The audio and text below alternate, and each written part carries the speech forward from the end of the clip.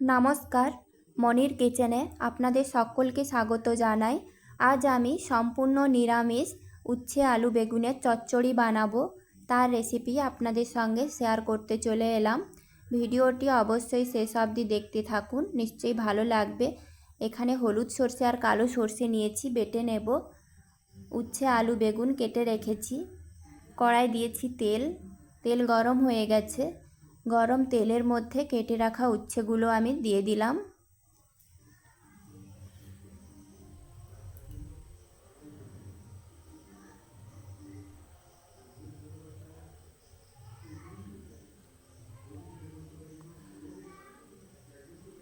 সামান্য লবণ দিয়ে দিচ্ছি। উচ্ছেগুলো লাল লাল করে ভেজে নেব।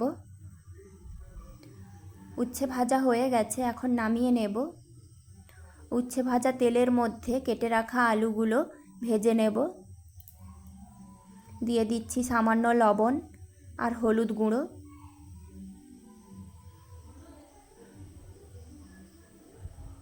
বন্ধুরা, আমার ভিডিও আপনাদের ভালো লেগে থাকলে লাইক, কমেন্ট, শেয়ার আর অবশ্যই চ্যানেলটি সাবস্ক্রাইব করে আমার পাশে থাকবেন। আলুগুলো ভাজা হয়ে গেছে, এখন আমি দিয়ে দিচ্ছি কেটে রাখা বেগুন। একসঙ্গে আলু বেগুন ভেজে নিচ্ছি এখন।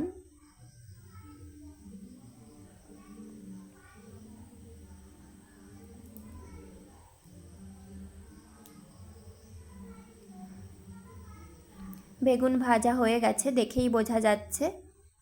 এখন নামিয়ে নেব। কড়াই দিয়ে দিচ্ছি তেলের মধ্যে 5 ফোড়ন দিলাম, চেরা কাঁচা লঙ্কা,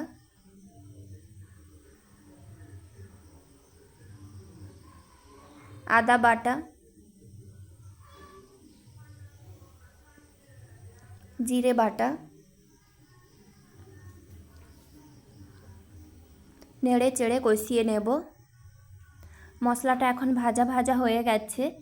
দিয়ে দিচ্ছি লঙ্কা গুঁড়ো, হলুদ গুঁড়ো। মশলাটা যেন না পুড়ে যায়, তাই সামান্য জল দিয়ে দিচ্ছি।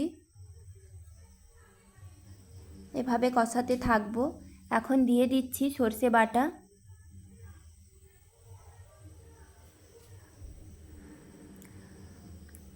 নেড়ে চেড়ে কষাতে থাকবো।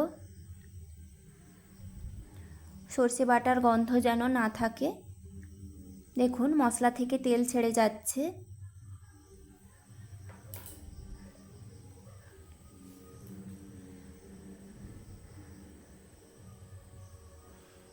এখন দিয়ে দিচ্ছি ভেজে রাখা আলু বেগুন।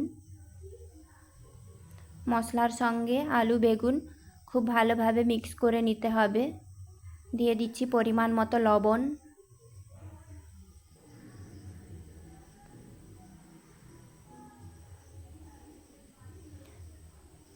বেটে রাখা মশলার জল দিলাম।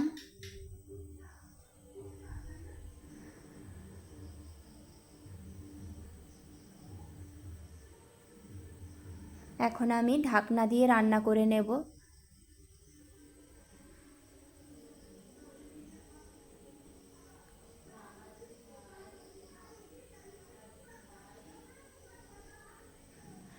ঢাকনা খুলে দেখলাম আলু 80% সেদ্ধ হয়ে গেছে।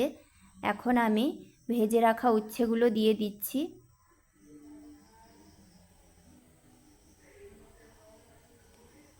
উচ্ছের সঙ্গে সব সবজিগুলো মিক্স করে নিলাম।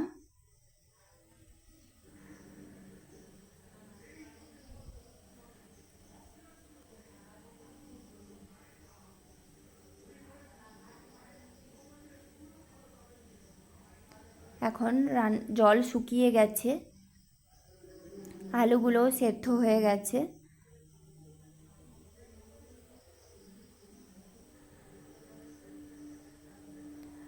আর খুব বেশি জল শুকনো করব না, যেহেতু আলু আছে। এখন আমি নামিয়ে নিলাম। এই হলো উচ্ছে আলু বেগুন চচ্চড়ির ফাইনাল লুক। এইটি গরম ভাতের সঙ্গে খেতে খুবই ভালো লাগে এই রেসিপিটা। ভিডিওটি সম্পূর্ণ শেষ অবধি দেখার জন্য ধন্যবাদ। ভালো থাকবেন, সুস্থ থাকবেন সবাই। দেখা হবে পরের ভিডিওতে।